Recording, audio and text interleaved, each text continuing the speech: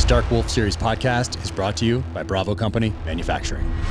I'm fired up to bring you this Dark Wolf series podcast where I talk to actors, producers from the show, and go behind the scenes. Some of our favorite memories, moments, what it's like to make a show like this. So let's get to it.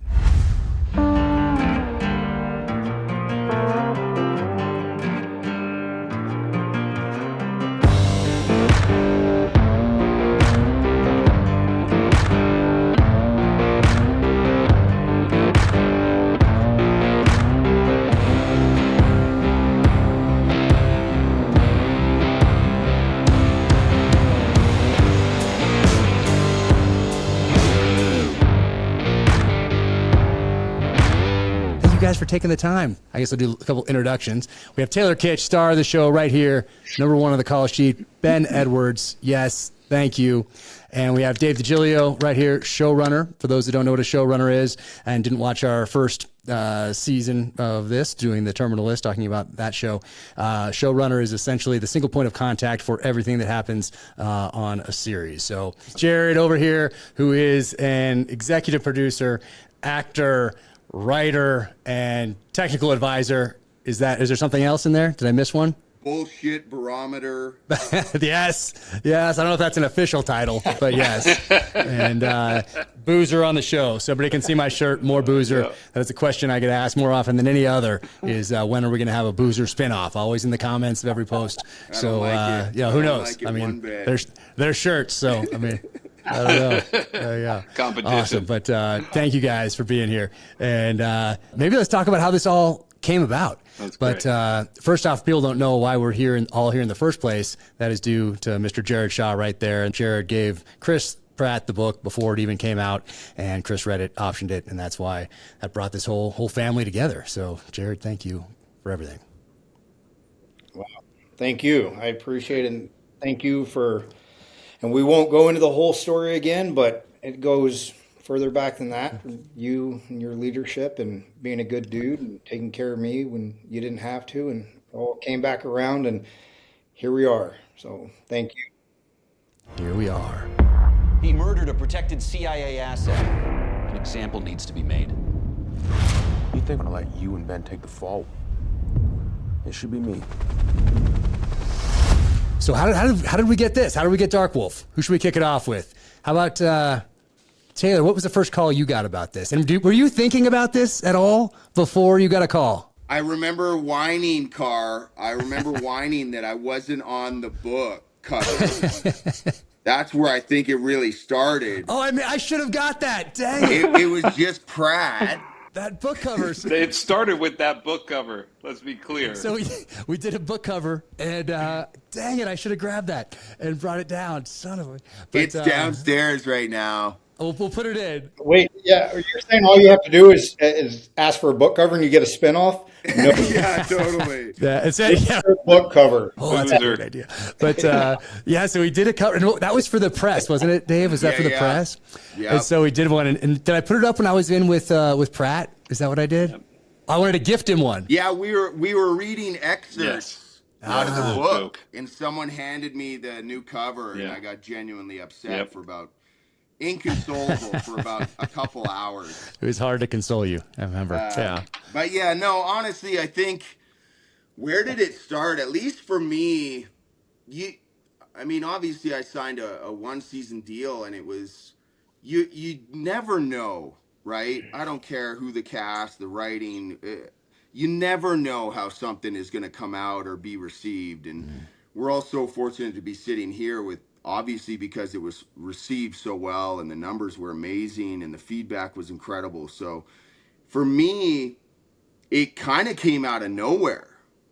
After the first week or two, you're starting to hear that it's like being super successful worldwide and this or that. But I think it was really just listening to the audience, and Amazon and MRC, where our partners are in this.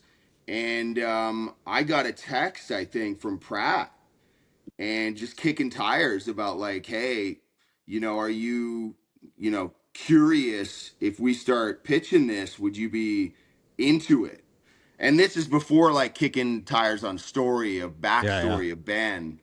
And I was all ears, man. I think in season 1, you know, it's like you're serving that story and serving Pratt, and we don't really dive into who Ben really is and his motives and who he was at the time.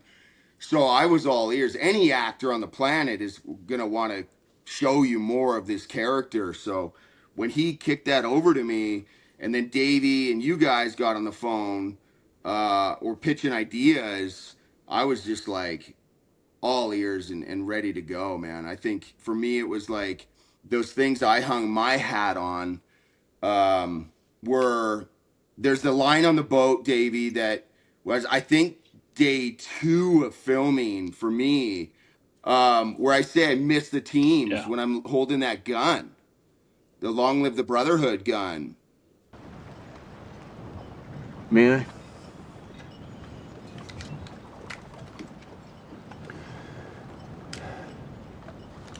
Long live the Brotherhood.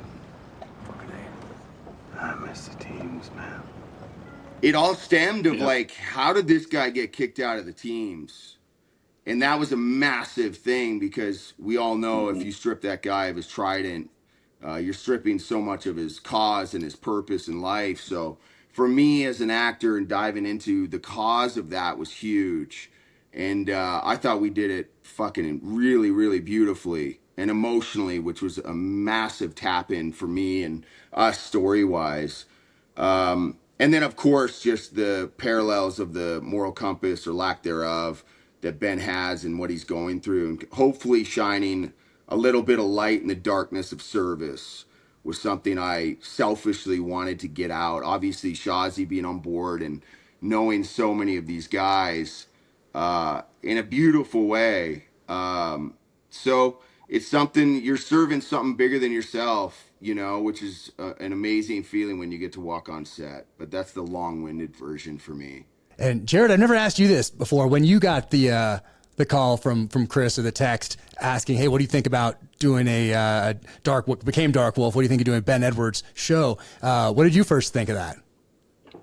I mean, I just immediately needed to know where Boozer fit in. You know, that was Yeah, obviously. yeah. like, is it a Ben Boozer thing, or what are we talking about here? Did you misspell Ben Edwards for Boozer? Like, what is this? Yeah. There's two O's. A couple O's in there, right? Yeah. No, I mean it required no thinking, you know, as far as a yes or no of it. You know, it's absolutely let's figure this out, you know, and I think it's that deal of what Taylor brought to the first season and, you know, seeing Ben Edwards and what the life that he brought to Ben to then, you know, leaving it there, like I felt like we owed the audience that backstory, you know, and being able, knowing how Taylor is and how he, you know, sinks his teeth in and lives it, you know, day in, day out. Like, Yeah. let's see what he can do with it. You know, the life that he can bring to it and tell that backstory of Ben Edwards. And I truly just felt like we owed it to the audience, you know, and Yeah. they won't be disappointed. Oh no, yeah, no. It's our goal is always like with the books. My goal is always to have the next book better than the one that just came out. Always learn from this and apply that going forward. Hopefully, as wisdom, make everything better moving forward. But I could not be more fired up with how Dark Wolf came out. Wherever you are, you do not have to carry this weight alone. Thank you. You always believed in me, brother. Yeah, let's go back to that boat and Jared.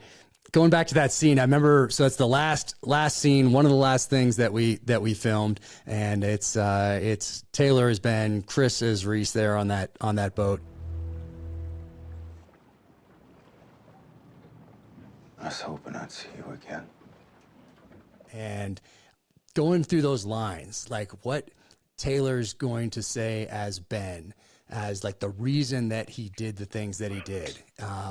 And that was so humanizing to that character. And I want to go back and to that scene. It's you, Ben. It's fucking you. I remember, by the way, no pressure in that scene. Yeah.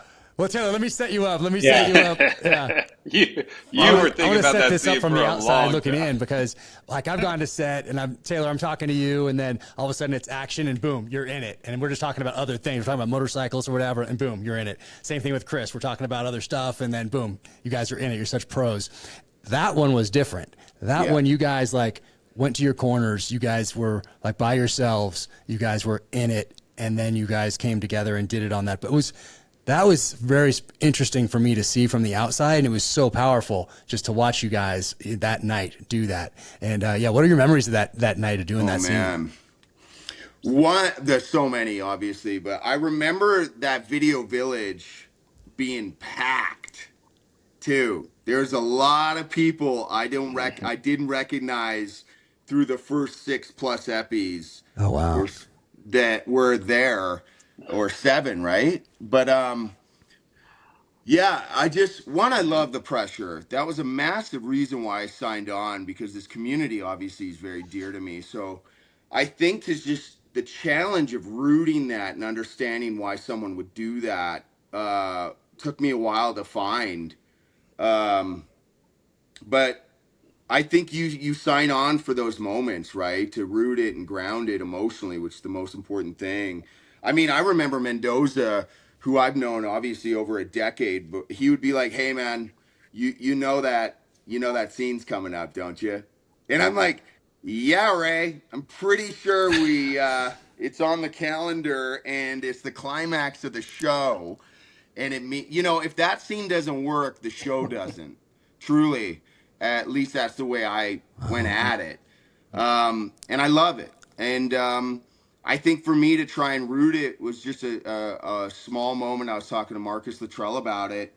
And after Red Wings, he went back to Ramadi to fight. And he was obviously, this is like 15 surgeries after Red Wings. And he went and he just there's a moment where he just said to me that he wanted to go die with his boots on, and it's in that scene, man, and in the final scene, and that's kind of where I hung my hat. It was really of just superseding the money and all that kind of stuff and the material part of it. You got to dive way deeper into it, and Ben took it within himself and made that decision to have these guys not rotting away on a bed with their family around them, for them to go out in the fight. So that's really where I took Ben and I rooted that as best as I could. But yeah, I remember we were a small little set. You take these breaks, you just try and stay focused, and and obviously Pratt was on fire that scene too. So sometimes it's just as simple as just listening and reacting to what's in front of you. And we got it, thank God. I need to hear it from you. Admiral swore you were already dead. Said you and the boys had tumors. And I thought, let them die with their fucking boots on, rather than in some hospital bed.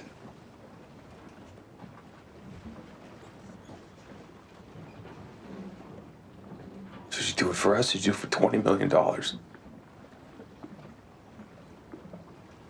Maybe both. At first.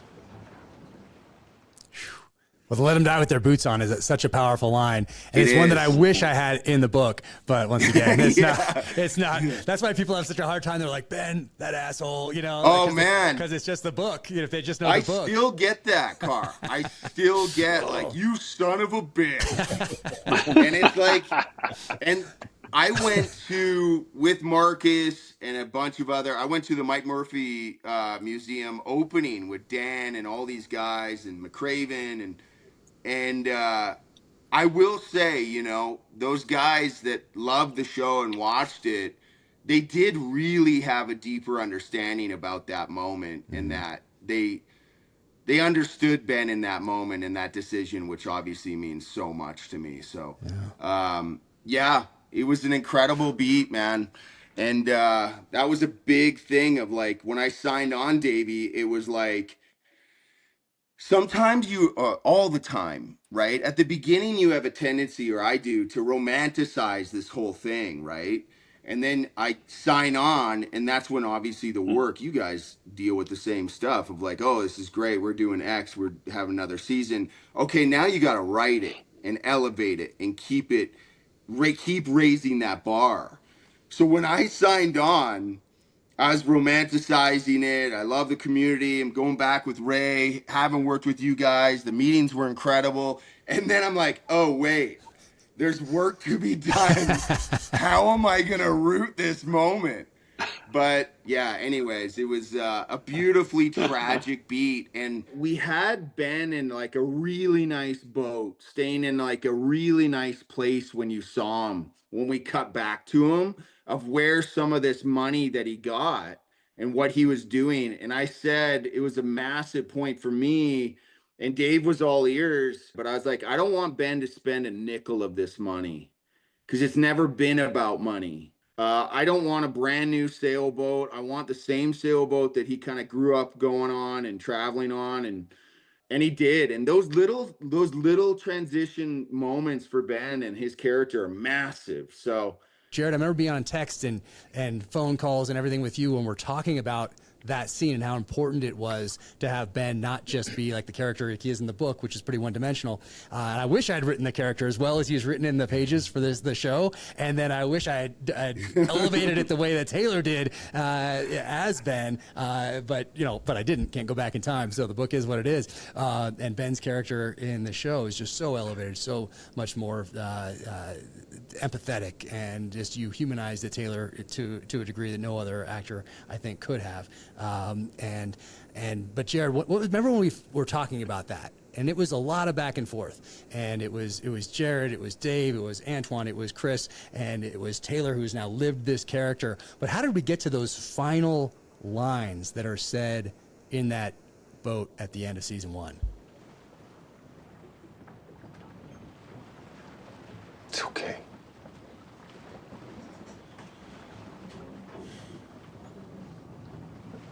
Let's finish the list.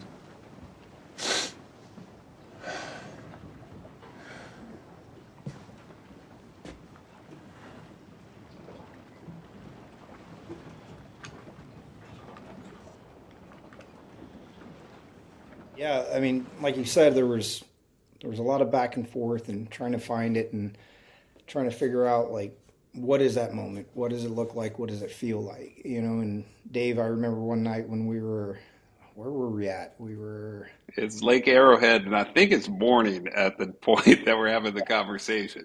We'd worked all night and may or may not have been a little whiskey involved and talking and figuring out and uh, just trying to find that moment, and it ended up that early morning finding that line of finish the list.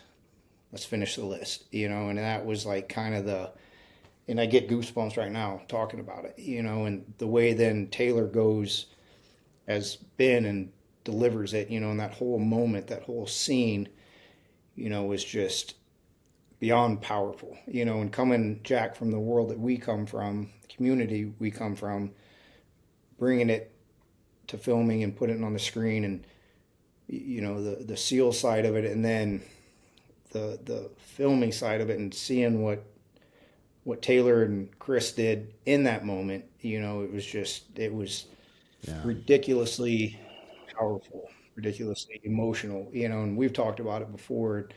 We finished that scene and I went home and sat on my balcony and I just may have had a little bit of whiskey that night just thinking about it, because it was heavy. It couldn't have landed any harder.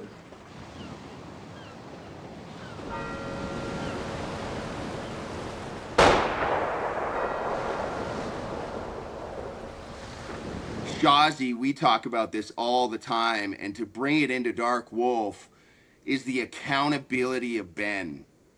And obviously that line of let's finish the list, he totally understood and just took it. And that goes in, oh, I just got chills. Yeah.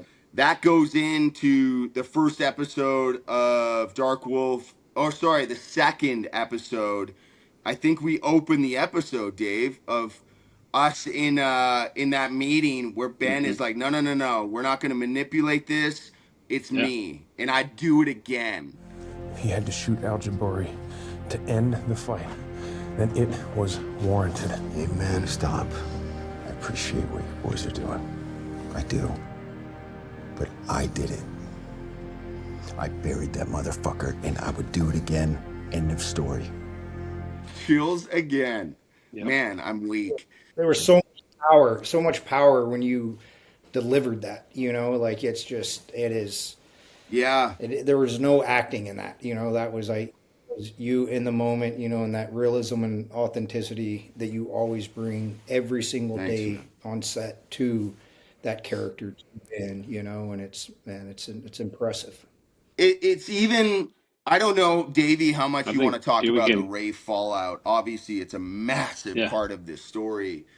But the accountability, man, that accountability, you have all these, and we would talk about this at the Four Seasons in Budapest all the time, of like all these people, including his wife, including his brothers, are falling to the wayside, and he's just myopic moving forward, staying accountable for his actions. And I think that's a massive point that I hope will resonate with the viewers as well, that this guy never like passed it over, pointed fingers. He's just moving forward.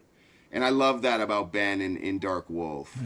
Yeah, I think when you talk about accountability, you also have to talk about agency, right? And agency was like a big theme of season 1 of The Terminalist, and specifically that line, when we landed on that line, and that scene was already beautifully written by Lisa and Hannah, who had written that episode, but we just went in and spiced it up. And that line, when we landed on it, Jared, it was all about that, right? Having some agency in the moment, right? Yeah. That it was a joint decision. And I think, you know, when we think about special operators and those of us on the civilian side, like the thing that's so unique is, and Jack, you capture this so well in the books, is it's not normal military. You guys are given the power to evaluate and decide, and that's an enormous amount of agency that goes with that skill set. But then when something goes wrong, the thing that I think is the most heroic reaction to it is accountability, right? Being able to own it. And that's the thing that, you know, I think distinguishes Ben, right, as being a hero versus a villain, right? Villains don't usually own it, right? They tend to blame others, etc., right? But Ben's a hero because he has that accountability and that agency all the time. I'm not going to apologize for what I did. And Taylor, what was it like to come back as Ben Edwards in March after the strikes, after, you know, getting all fired up for it in 2022, and now we're finally out there, and here you go. This is your show, and you're coming off of American Primeval, where you took some hits. For those who haven't seen it, they should totally watch it. It's amazing. You were incredible in it, and even if you watch it, it hurts to watch. Like those impacts. Like literally. Car, crazy. Literally. It's insane. I think I texted you, Davey, with the toe. I had that bone cut out. I have the picture. I don't think that's a showrunner's favorite text to get. When the lead is like, hey, man, just so you know, I got this bone cut out of this foot. We were getting pushed and punted as well on Primeval. And I was shooting the last part of my stuff because I had to take 6 weeks couch rest. I couldn't walk. So that pushed all my stuff to the very end. And then I think I had 2 weeks off. And I lost like 30 pounds for Primeval. And then obviously Ben's in pretty good shape. So I was just crushing food and all this, getting ready for our swing. But I will say, you know, I loved coming back. It felt like old times. The fam is reunited. The band's back together. And it was like, the first season's always the toughest, right? Once we find tone and we really know these guys, I just loved coming back. I was ready and open with Ben, and to have, you know, everybody else surrounded around me, I felt super safe, which is important. But yeah, it felt great, man. I was looking forward to it. Honestly, I would love an extra month to like just rest. But yeah, no, it was like right into the fire, right again. And obviously, if you haven't seen episode 1, it's, in my opinion, arguably the best episode. It's incredible. It's its own movie, really. And it was a lot of heavy lifting in that episode. You know, we got right into it and right after it, which was, I think, the only way for me as well, like just being thrown into the fire and just swinging. So, man, I enjoyed it. Did you look far, like when you got those scripts, is there something that stood out to you? Was it that first episode? Was it that confrontation with Cox, with LaMonica Garrett, that's so amazing and so powerful? Did that stand out to you on script? And then also, obviously, when you're doing it, but were there other things that also you were either looking forward to or nervous about, or anything you were looking forward to as far as exploring different layers? Well, I tried to get Boozer out completely. That really fucking annoyed me. But he just shows up. He just shows up. Like, why is he back? Why? Like the Ben Stiller thing on MTV when he's being Tom Cruise and he just shows up on set. Oh, yeah. That's so great. It's so good. So good.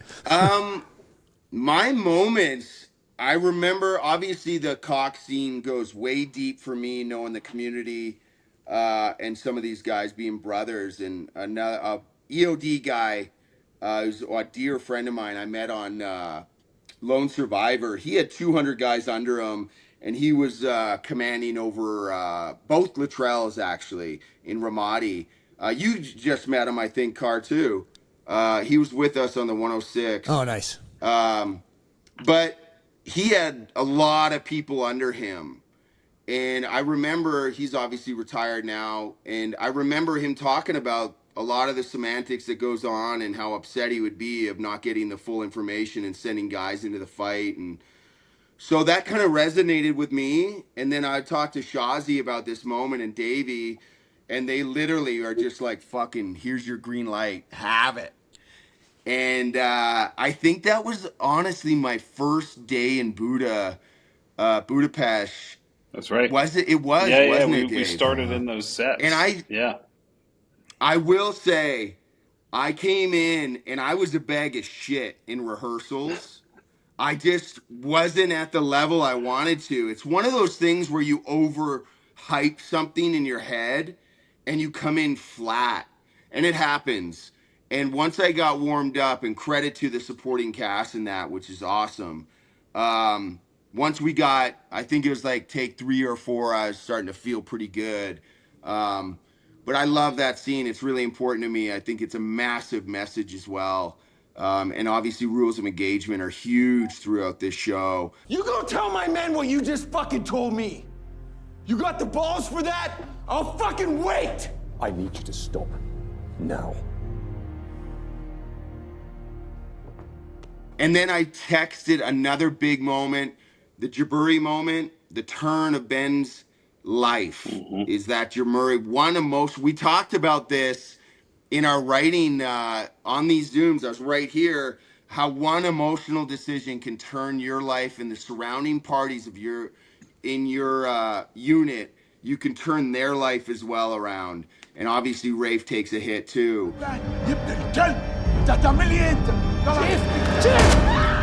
So that was really, really a beautifully written way of doing, pushing Ben through that for me.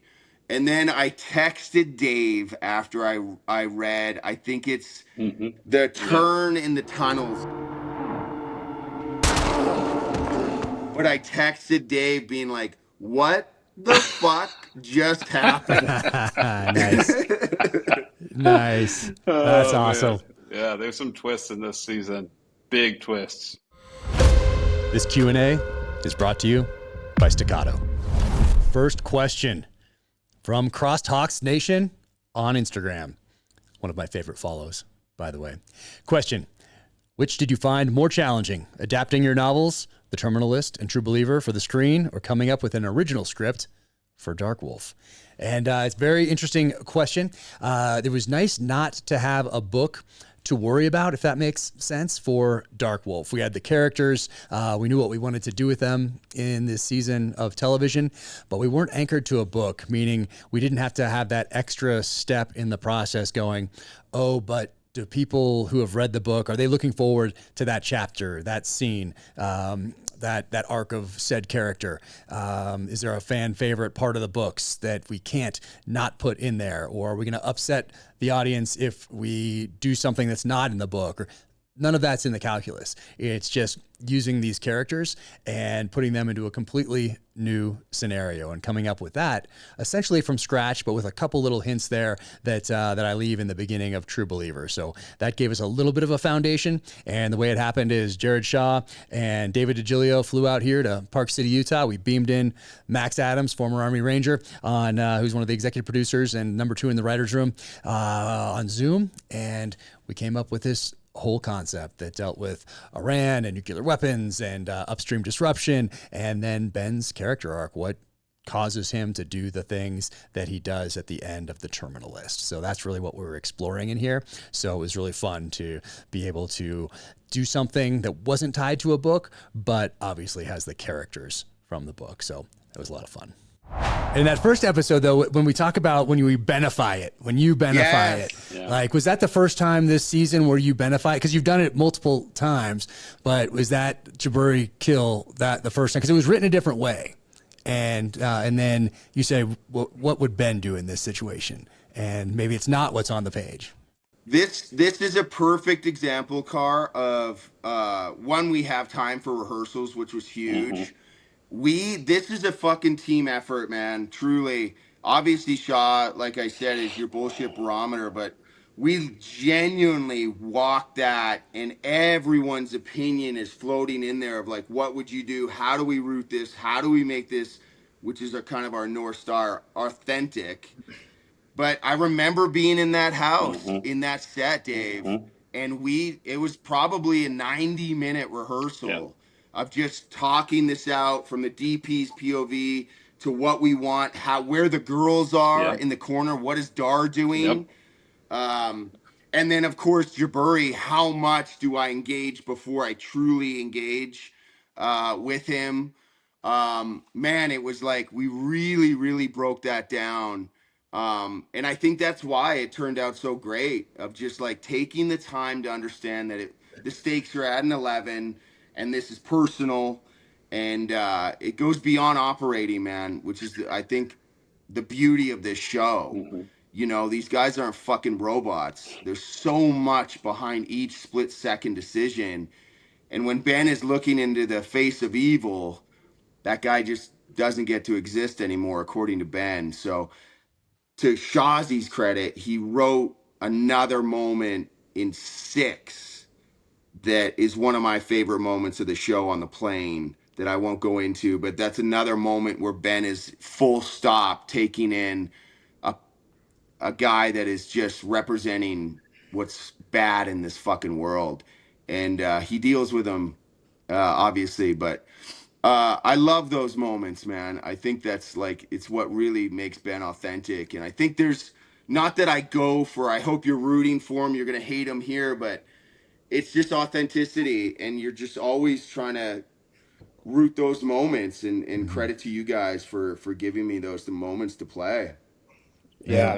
What's awesome about it, you know, is obviously we worked together on the first season, Taylor, and seeing you portray Ben in that, but coming into Dark Wolf from the beginning, you know, in the writing, and you weighing in as an EP on the show, weighing in and having thoughts and understanding Ben better than anybody, you know, but then you take it and you're at a point, and from very early on, you're at a point that you talk about my bullshit barometer, like you have it as well. And when it comes to the authenticity, not just of Ben, but of the action and the movements and what Ben would or wouldn't do, you know, and it's, you truly have immersed yourself in it and in the culture that we come from, you know, to where it has become second nature for you, you know, and we're so on set, you know, Dave, Taylor, you know, the team, Jack, when you're there, we're able to speak the same language, you know, and get Yeah. it, you get it, and you understand that the instincts and the nuances of kind of the team guy world, and it's really cool to see. It takes a lot of pressure off because now it's just the fine details, you know, all the heavy Right. lifting has been done, and so I think the audience will see that through the entire season of just how and operators, you know, we always say Yeah. we make this show for the operators, and you know, if we can get it right by them, it trickles down and we get it right by everybody, you know. And so I think operators will be able to truly appreciate, you know, what you brought to the role, and Thanks. Rafe, and you know, Tom Hopper, you know, everybody.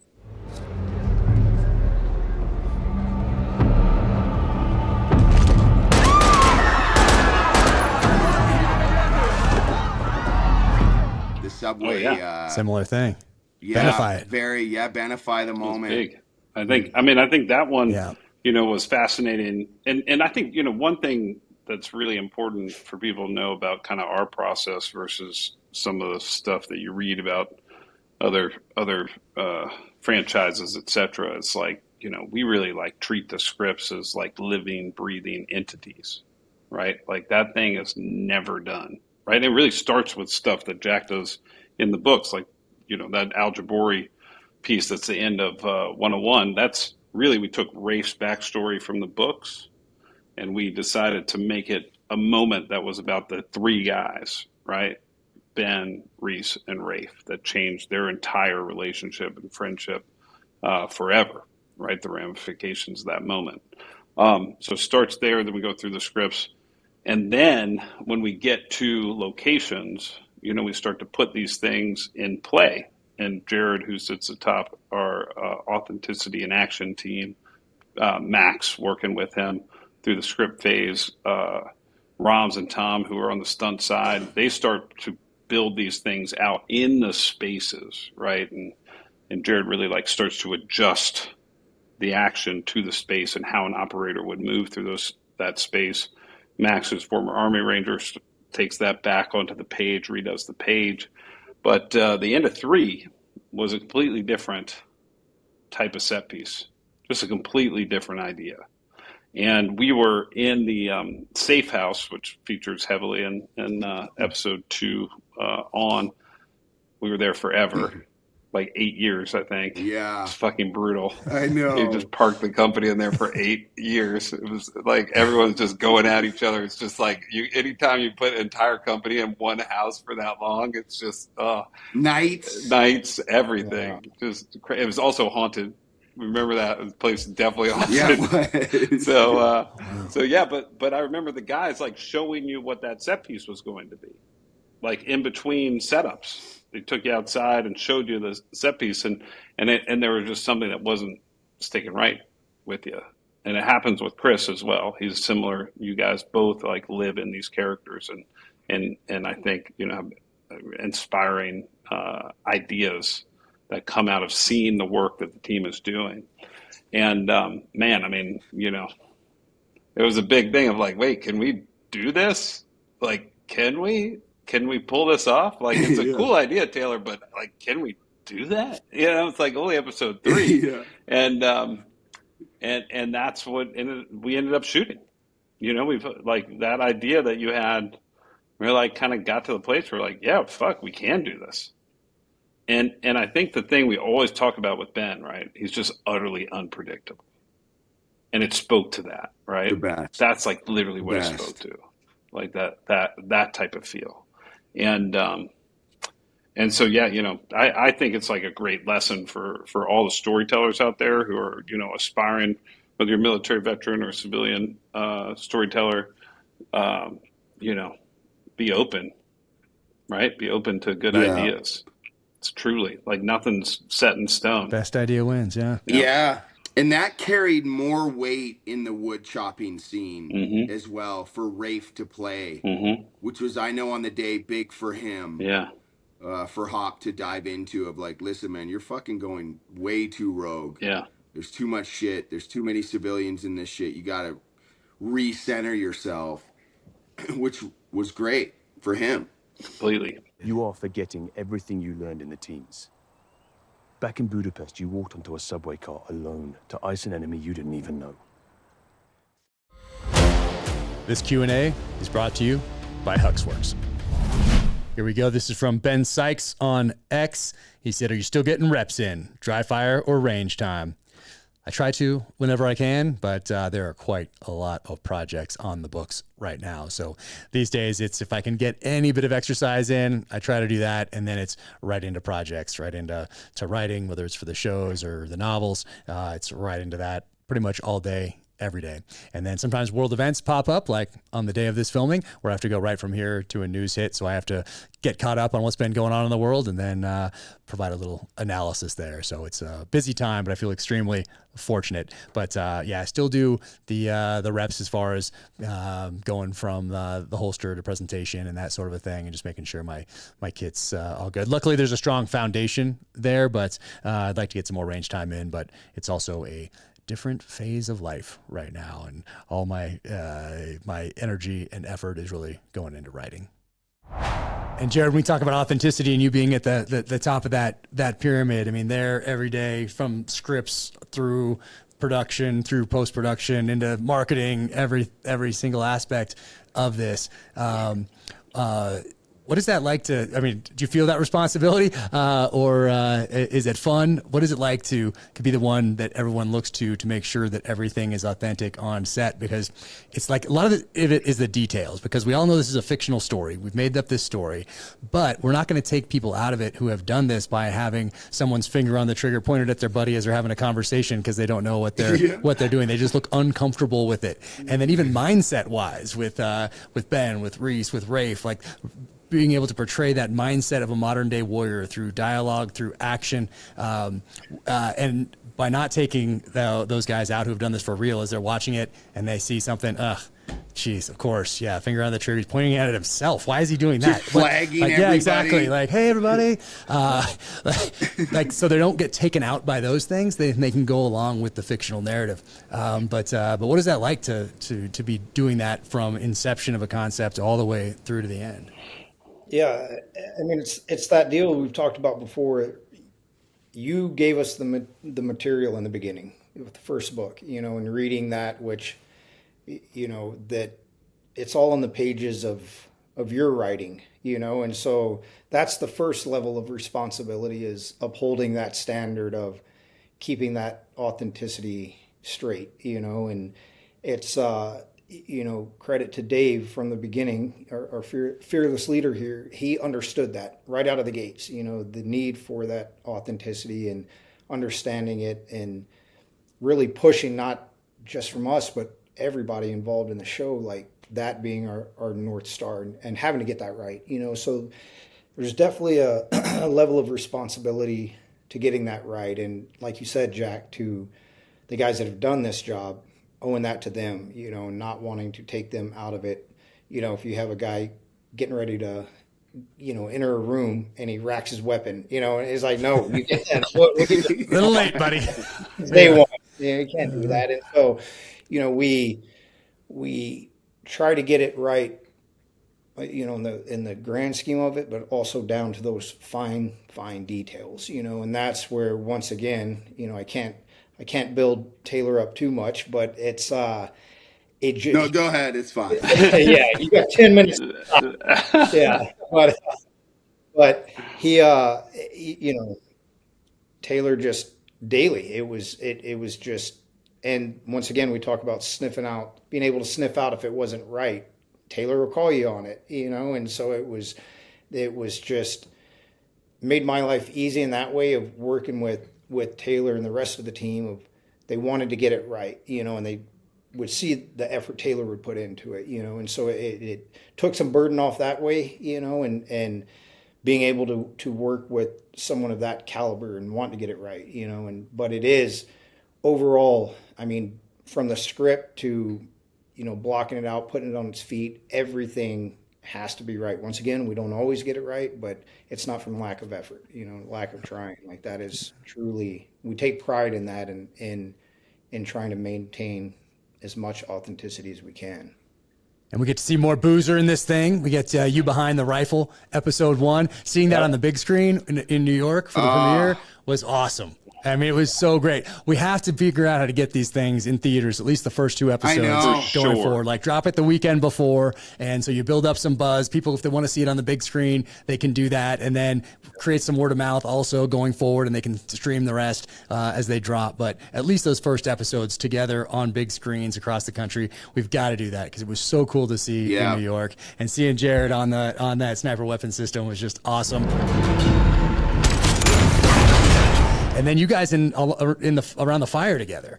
Like, I love that scene because I feel like I've lived that scene. I remember when we were building those survival shelters. It was so cold I pissed solid for a week. I swear. Chief, that is a venereal disease. I know. I've accepted this. When are you gonna get a real size guitar there, Boozer? Do I do not look huge with this thing in my hands? You do. I do, right? You do, yeah. I mean, your hands do. You look like Shrek holding that thing. There's a reason I hold it all the time. Dave, I do think we should have edited Jared out a bit more because now people are going to try to come and snatch him up and poach him away because he's got some serious screen time and he's awesome in it. So we can't have that. We can't have that. We got to keep Jared. Yeah. So you guys did an awesome job around that fire. What was that like filming that scene around the fire? Because Jared, you lived that for real, and Taylor, it's amazing the dynamic between all 4 characters sitting together in that scene when there's no other outside influences. That's pretty cool. Before things turn. That's the key. Yeah. We get to see you guys before the turn. Yeah, a buddy of mine I played the pilot for a buddy of mine who's a great actor, and he had seen season 1, and I didn't even think about this, to be honest. But you get to see Reese before all the shit happens too. Yeah, huge. And that was so when he was watching that fire pit scene, he was like, "Man, it's just good to see Reese not on suicide watch, right? And just to see who he was before it all hit, and see this brotherhood at a different level. Yeah. That there was no ulterior motives. That's just who they were, and that those relationships are beyond just real and in the moment." So that was a cool thing.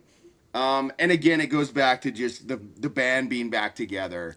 You credit Hop, Rafe, for seamlessly coming into this show. That's no joke. We all know how big Rafe is in the books, and that following is its own right is fucking massive. So there's a lot of pressure. You got the success of season 1, so kudos to him.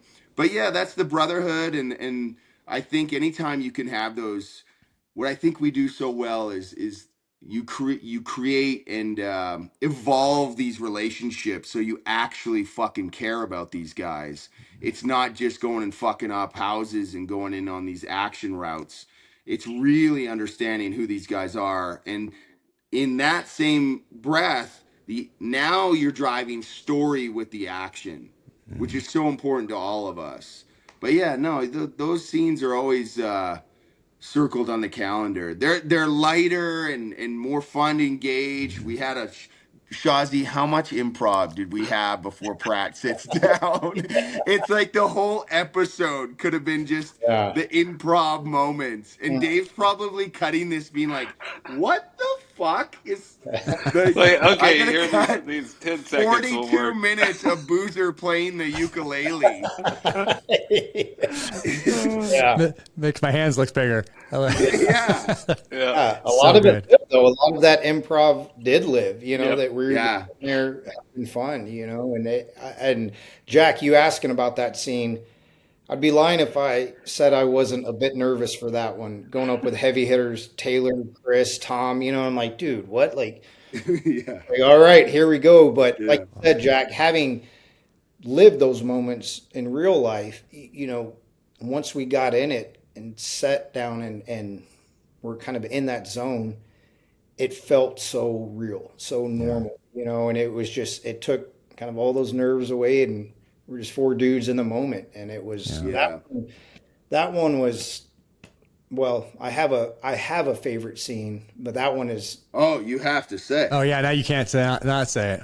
It's the Ben Cox moment, when you're in there, like that was, I get goosebumps again. Like that was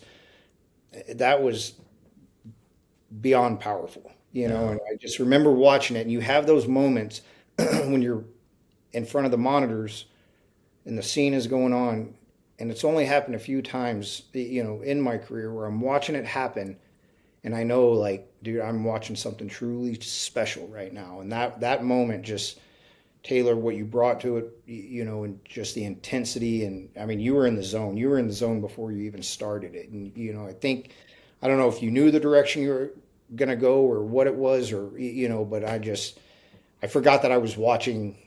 Awesome. A scene being filmed, and it doesn't happen often, but it happened on that one. I'd have to say that's probably my favorite of the season. Yeah, that's great. So powerful. Truly. Jaburi never even left Mosul, did he? All that fucking intel you gave us, bullshit. The agency is protecting Jaburi. He's an asset, isn't he? So powerful. And yeah, I do love how you get to see these guys. It's the only time you get to see them so far anyway, before this turn, before the Jaburi kill, before we meet them in the terminal list and everything that happens there, and before you read what happens in every book or listen to it on audiobook. And it's so great to see Reese joking, like when he comes up and sees you for the first time. You get to see you guys before that and make fun of Tom Hopper's tight shirt, you know, make this in men's, you know. Yeah, that's a good shirt. Do they make it in men's? Sure, do you want one? No way. Or hey, is this car a automatic? I noticed this car was automatic. Is that because Boozer doesn't drive stick? Like, all those things. ISF will use this beast here equipped with hidden cameras to run recon. SEALs provide support with QRF capability. Any questions? Yes, sir. I see it's an automatic. Is that because you know that Boozer can't drive stick? Your mom drove my stick last night. My mom's in Mosul? Okay, lock it up. Hey, lock it up. My mom is in Mosul? My mom's in Mosul. Yeah. All that stuff is so good. Along with this warfare insignia comes the responsibility of maintaining a moral compass that reflects the trust that we put in you to wear it.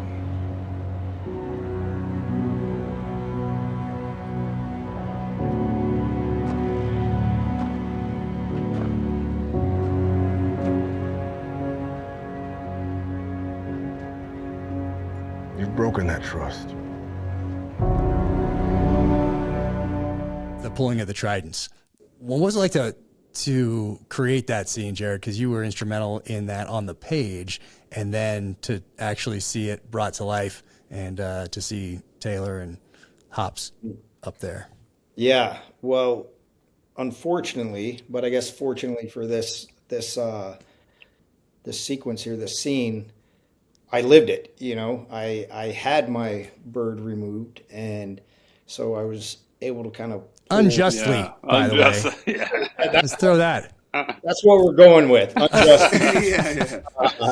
But you know, had lived that experience, and so you know, working with Dave and you know Jack and of course Taylor, creative team, just putting that on the page, you know, and trying to match what I felt in that moment, you know, and my moment, my reasoning was not near as cool as Ben's reasoning, you know, but it's, you know, trying to get that right. And once again, you know, from a guy that lived it, I can say we nailed it, you know, and Ben with, you know, and Rafe in that moment and the weight of that moment, I think it was on point. Well done. Yeah. What did it feel like to be up there, Taylor, and have that? Oh man, you're sick, genuinely sick to your stomach.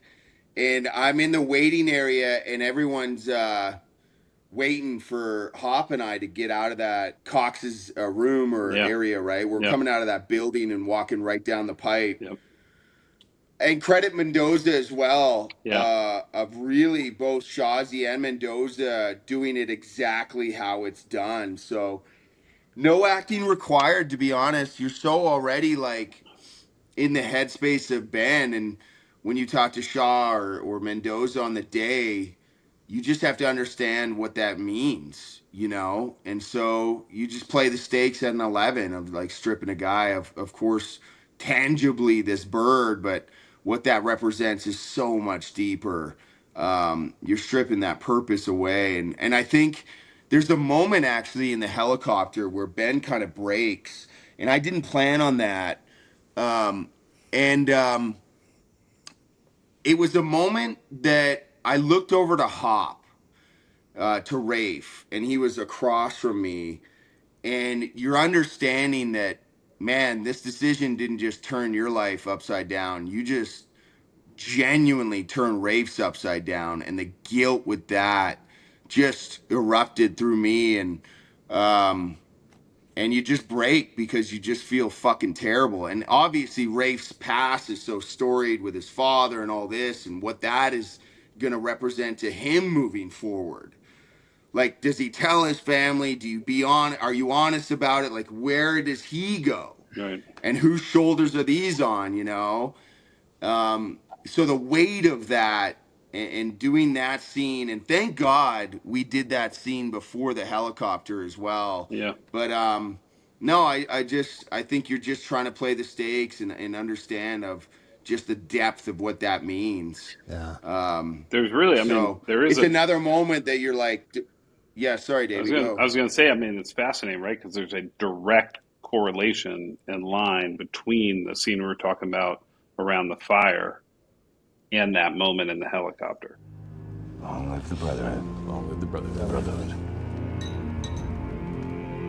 For those of us who have not been part of the community, who don't have access to that, right?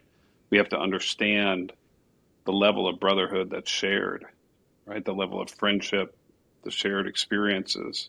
And like, I remember, Jack, when we were talking about the pilot, you know, back when we were breaking the story, we kind of talked about it as like King Arthur and the Knights of the Round Table, right? And that's Reese before everything happened. Like, he was King Arthur, right? And Ben's like Lancelot or somebody, right? You've got this, like, just each guy has their unique personalities, but because of that shared warrior ethos, the bond is so strong.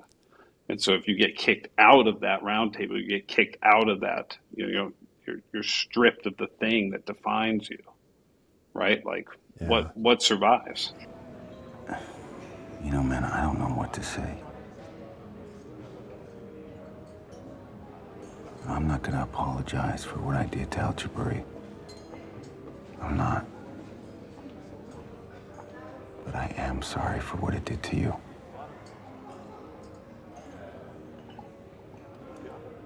I don't know who wrote that line, but it was beautiful, of in the hotel where Ben is like, you know, I'd do this all over again. I'm sorry for what it did to you. I'm not sorry for what I did, but I'm sorry for what it did to you. Yeah. That's a beautiful line. That's Max's script there, you know, and really, and Max, you know, who again is an operator as well, right? I think really. Yeah. Jared sharing that experience in the writer's room, by the way. Like, Jared, you were so open about kind of walking us all through that. I remember that, you know, when we were talking about how we're going to pull this off. And then Max, you know, having the... And Cox, LaMonica. Oh, so good. Yeah, let's talk about LaMonica for... We gave him those lines. LaMonica right? deserves all the props. LaMonica crushes. And his got edited down, right? Didn't we have to edit it down? No, a little bit. No, yeah. Just a I think hair. some of I it, mean, it's hard to edit out LaMonica line, stuff. Yeah, I think it did, though, because I think it was like a 20-minute thing, and we're like, oh, geez, that's an hour and 20 minutes now. But it was so good. But yeah, he crushes in there when he's talking about the trident and what it means when you take it and all that. He's explaining this to the CIA people and a couple others in the room, and it's so powerful, so good. Oh, you need that. Yeah. 58 weeks. 58 of the hardest weeks ever designed by man to become a SEAL. 8 weeks prep, 3 weeks basic orientation. First 3 phases, 7 weeks each. SQT, 26 weeks. Only 1 in 5 men who attempt our pipeline make it through. 20%. What it takes to earn this pen might seem silly to most, especially folks like you. But the trident is the most tangible sign of membership to the most exclusive fraternity on planet fucking Earth. And when my men die, The dead carry their brothers' tridents with them to the grave. So let's be clear. That's what you're taking from them. And that was Max. That was Max that wrote that whole monologue. And to me, it's fascinating. A whole monologue about the SEAL teams and the bird and all that, written by an Army Ranger, and just cool. Yeah, crushed it. So cool. So good. So good. And I know you guys got to go to bed, but this is the only time I'm going to have you two and Taylor here together on this. I'm going to talk to Hops tomorrow and work my way through the cast and just get their perspective on their experience, really.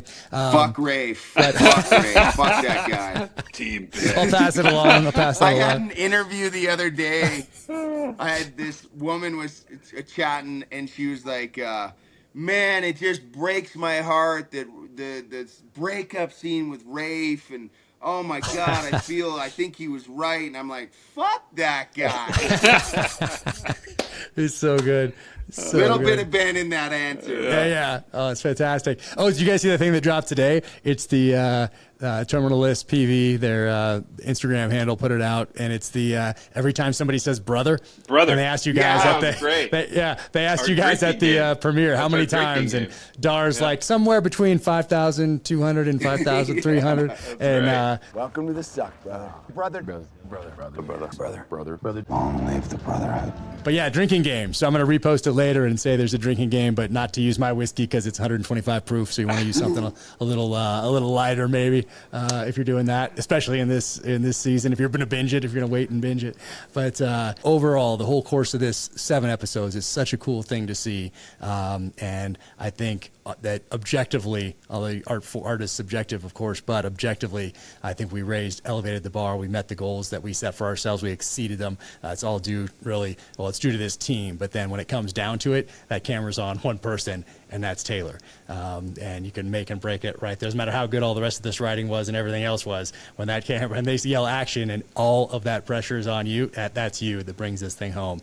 And so throughout the course of this, we have you with a cutout toe of some sort from American Primeval, a bunch of other injuries from doing all these things, and then we have you running over and over and over again in episode 4. Is that right, Jared? Through the tunnel on cobblestone streets in Hungary on this broken toe, and so moving.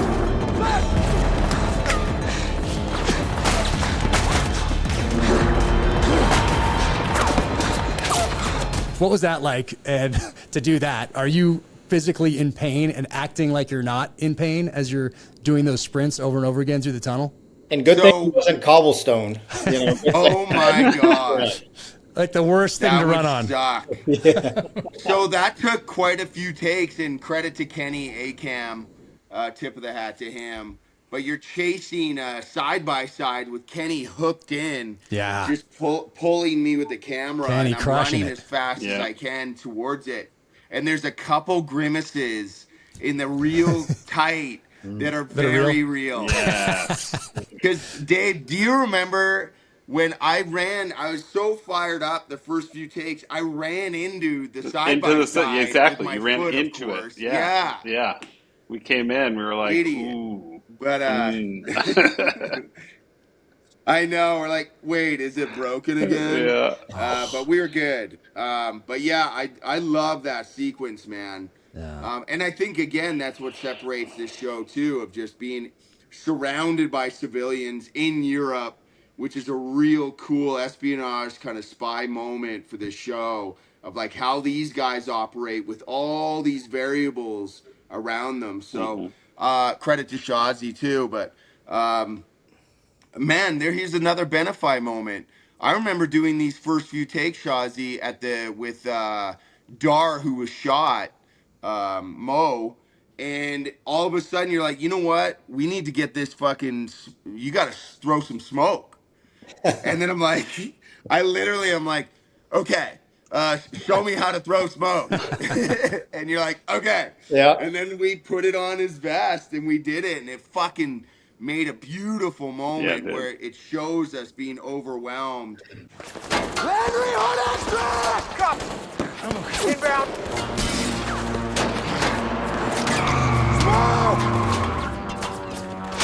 Smoke! And we gotta like last ditch effort. Yeah. Try and get some cover. Yeah. Anyways, We had no time, you know, and so it was show you one time, and then I know. roll on it, and you nailed it, you know. And yeah, I tell you what, I can't wait for people to see that, and I won't talk about it too much, but I believe it's episode 5. It's a 5. The Hostel. So yeah, it's like that thing is ripping. That's a banger. It's a banger, yeah. It's a literal banger. Yeah.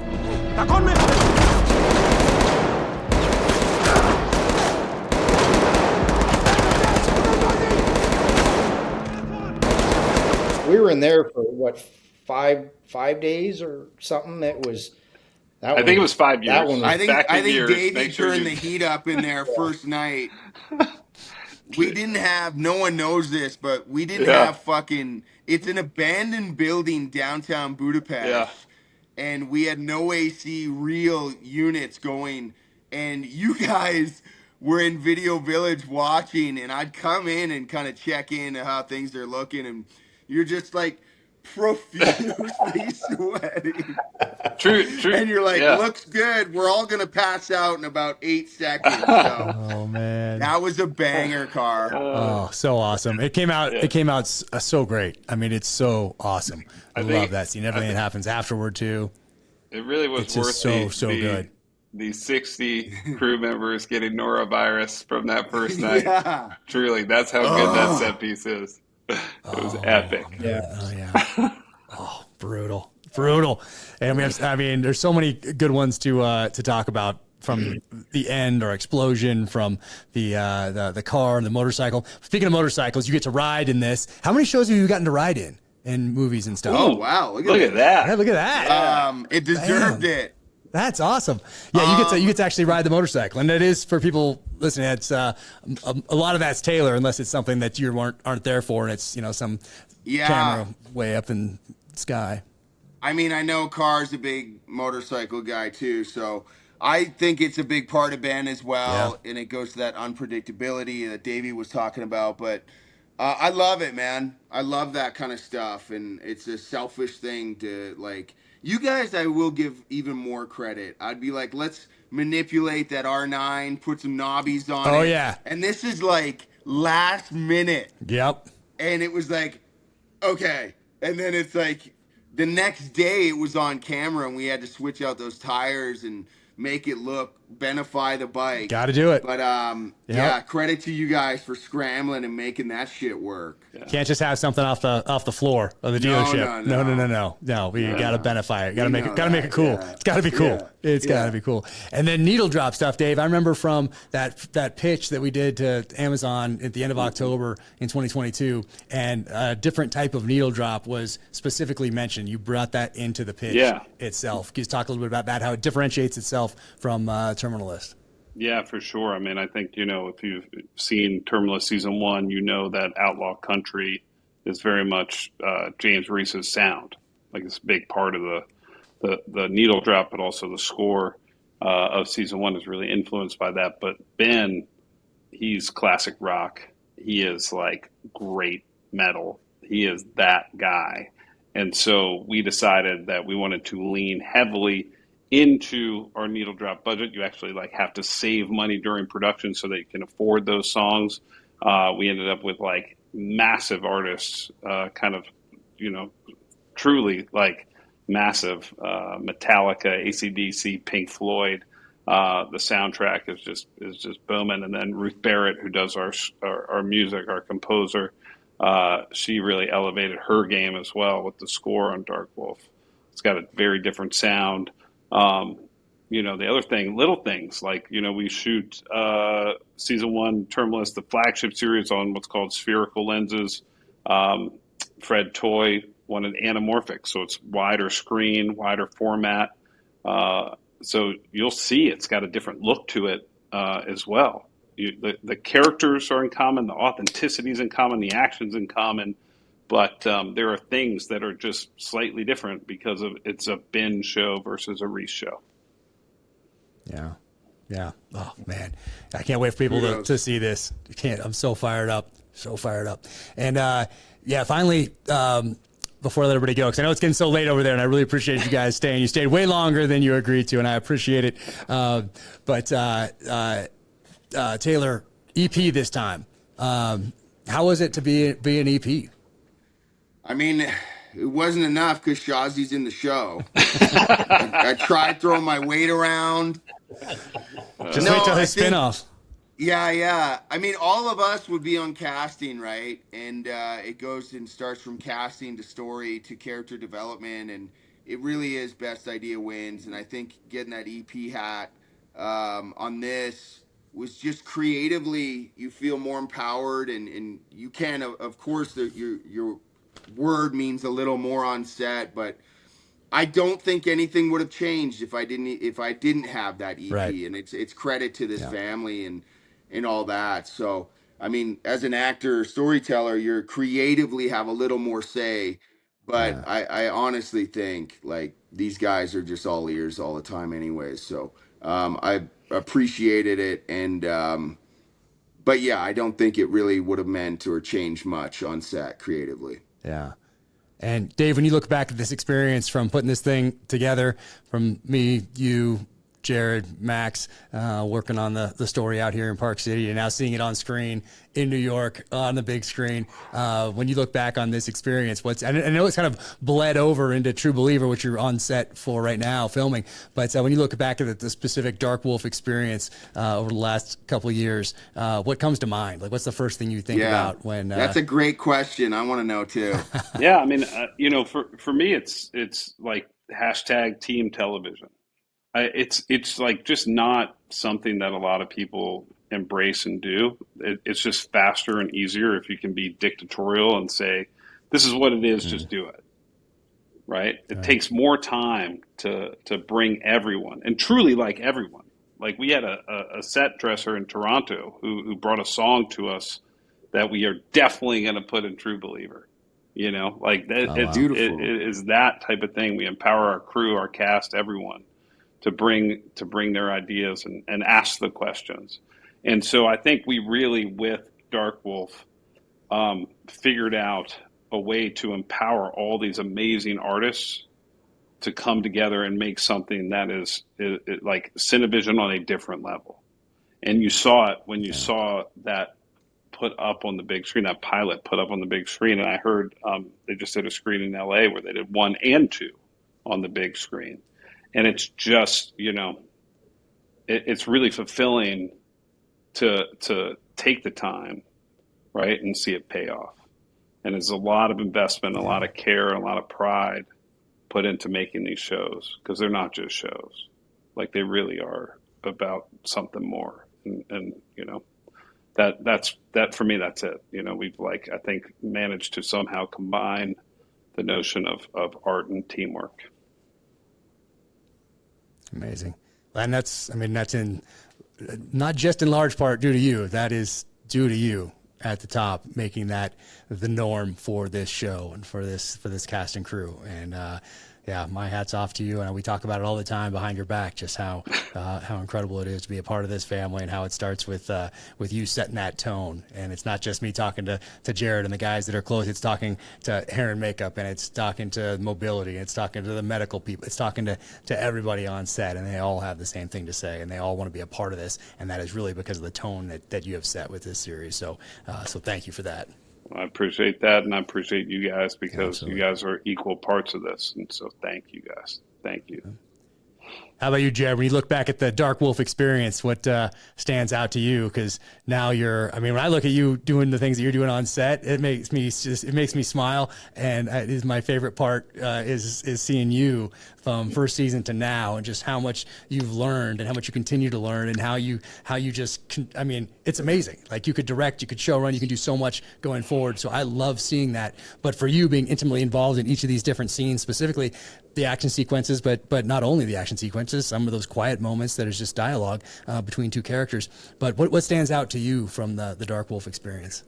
Yeah, and thank you for that. And I can't thank this fella on the left of my screen here, Mr. DiGilio, for allowing those opportunities. The leadership and the mentorship and being there, and the trust.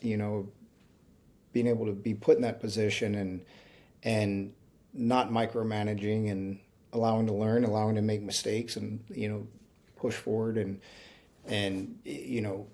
just trying to be an asset. And, Dave, truly thank you for that. And, you have Chris as well, who puts that trust in me. And then Taylor, who's the lead of a show, just saying like, all right, I'm going to trust you with this. And so none of that is lost on me, and I greatly appreciate it. And, as far as, I don't know if there's any one moment that I think of, in the whole process, but I do often think of our meetings at the Four Seasons when we'd sit there. We knew we had heavy lifting coming up the next week, and Taylor always coming in, and Jack when you were in town, and we'd sit there and we would just talk out these scenes and the ideas, and Jack, like you said earlier, best idea wins, and we were able to sit there, no egos, no anything, and just talk it out and find.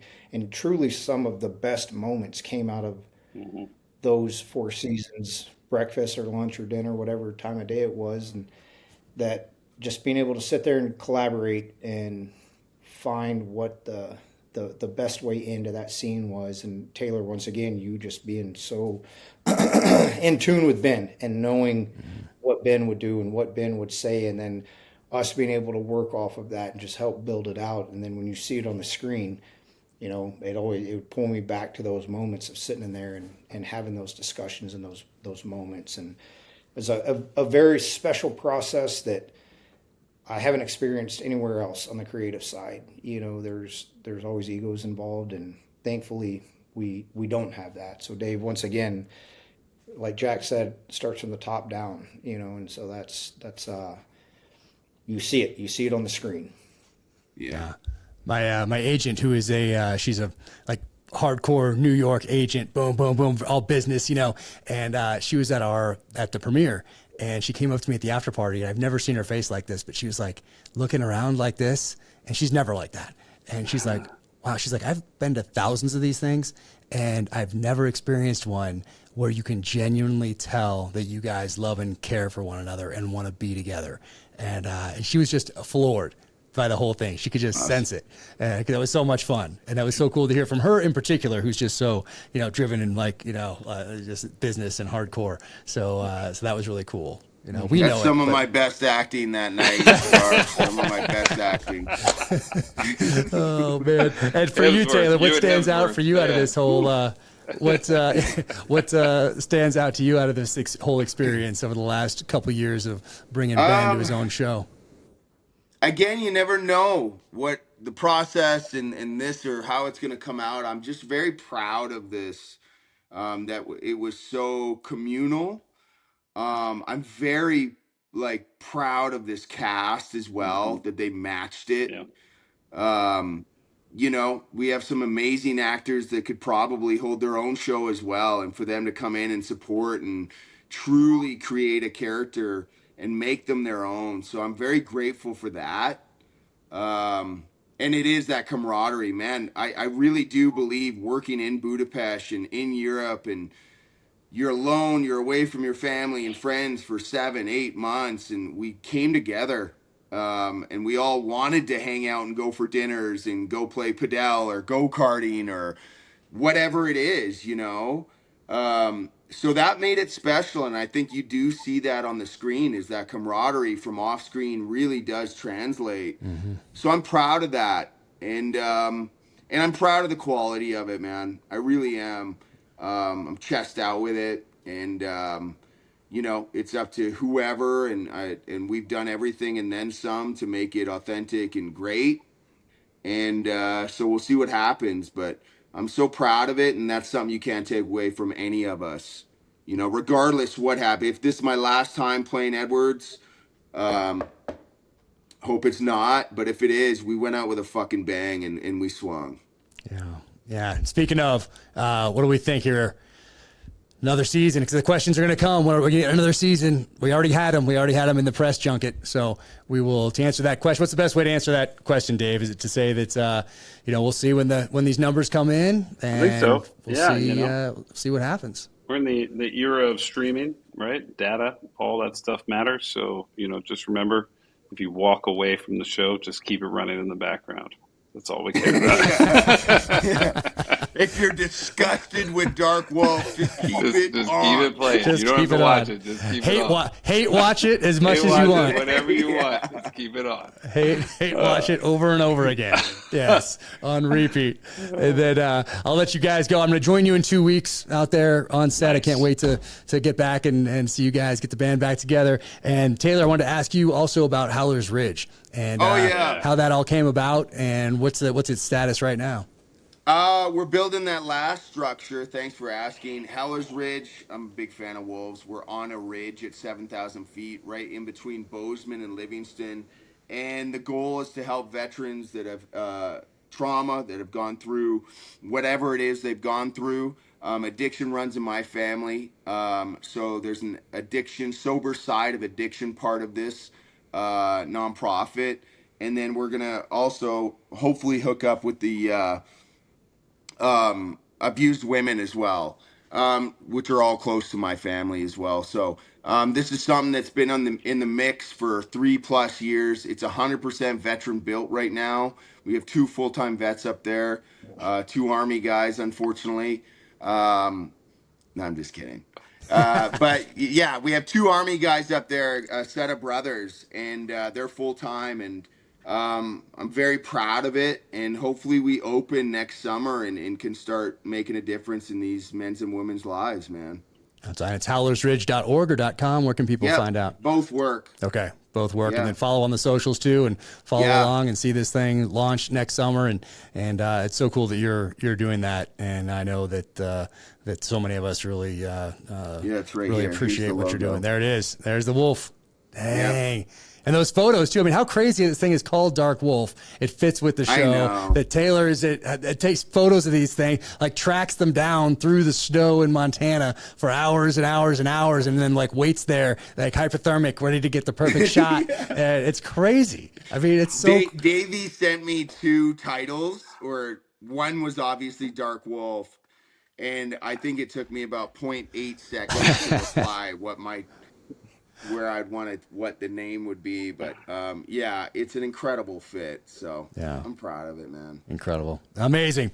But did we miss anything? I know I'm so bummed I'm not going to have you guys for the rest of these, but you have work to do, and I'll see you in a couple weeks. And then Taylor, I'm sure I'll be seeing you soon. We text him. We got to get on the bikes and do something cool soon. Always. And then I really appreciate you guys taking the time and beaming in from halfway around the world and beaming in from Montana. And man, I'm just fired up. Awesome, man. Thanks for having me. Great to see everyone again. Finish strong, gentlemen. Yes. Here we go. Oh, I got that. Look at that. Oh, there you go. Check you got that out. Slate. Oh, yeah. We're out. Boom. Awesome. Thanks, guys. Appreciate everything. All right. Thanks, guys. Good to see everyone. Thank you. See you guys. Thank you for tuning in to the Terminalist Dark Wolf Season 1 podcast. I have a new novel coming out May 12th called The Fourth Option. Check out the trailer right here.